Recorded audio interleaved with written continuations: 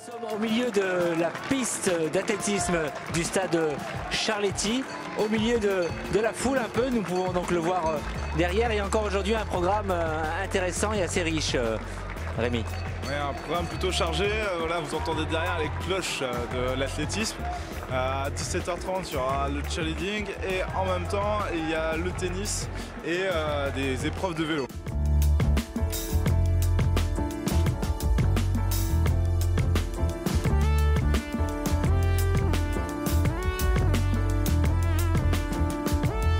En tout cas, il y aura aussi donc en fin de course une cérémonie de remise des récompenses. Et là, on verra différentes nations se voir récompensées.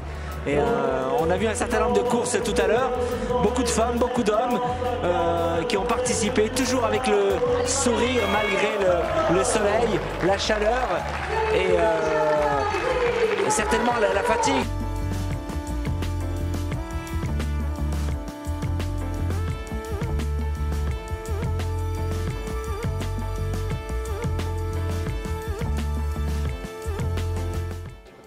Oui, vous avez participé à quelle course depuis aujourd'hui? J'ai participé à 100 mètres, 400 mètres et 1500 mètres.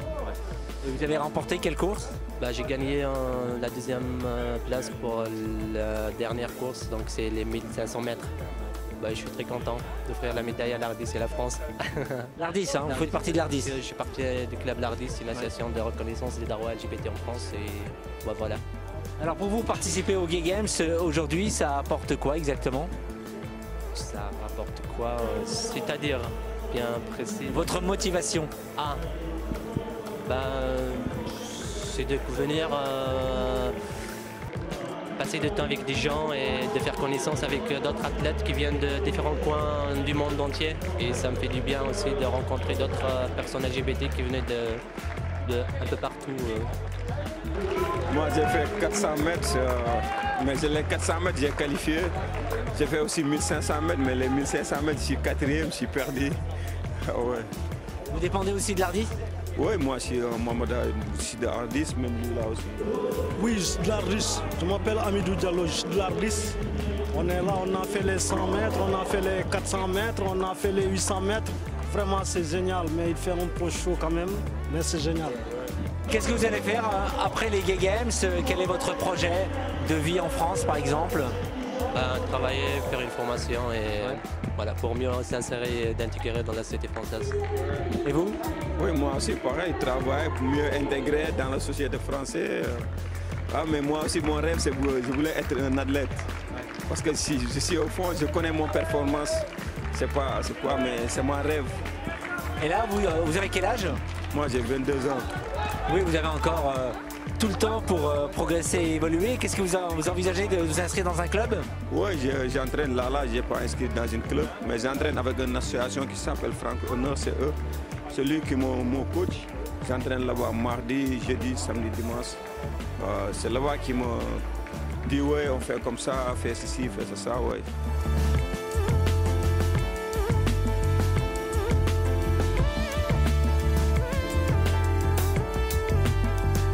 Nous sommes avec un groupe de New-Yorkais, coureurs qui viennent participer aux Gay Games à Paris. Et je suis arrivé à trouver quelqu'un qui parle en français. Bonjour. Un petit peu, bonjour.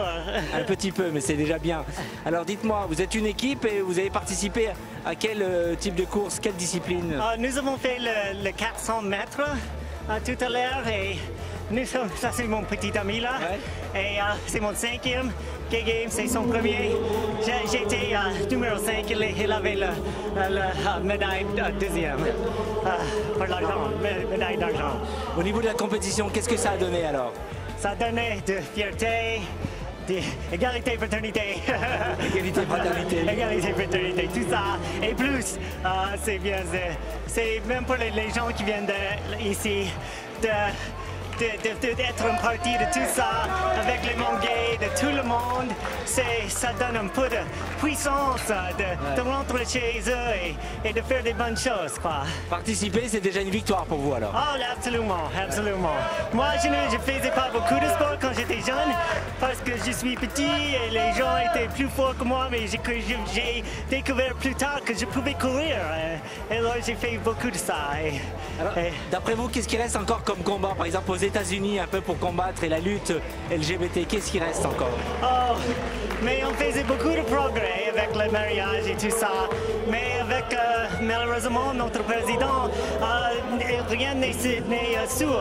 Alors, il ne faut jamais oublier les luttes et de lutter de plus et de continuer à lutter jusqu'à ce que tout le monde dans le monde soit égal.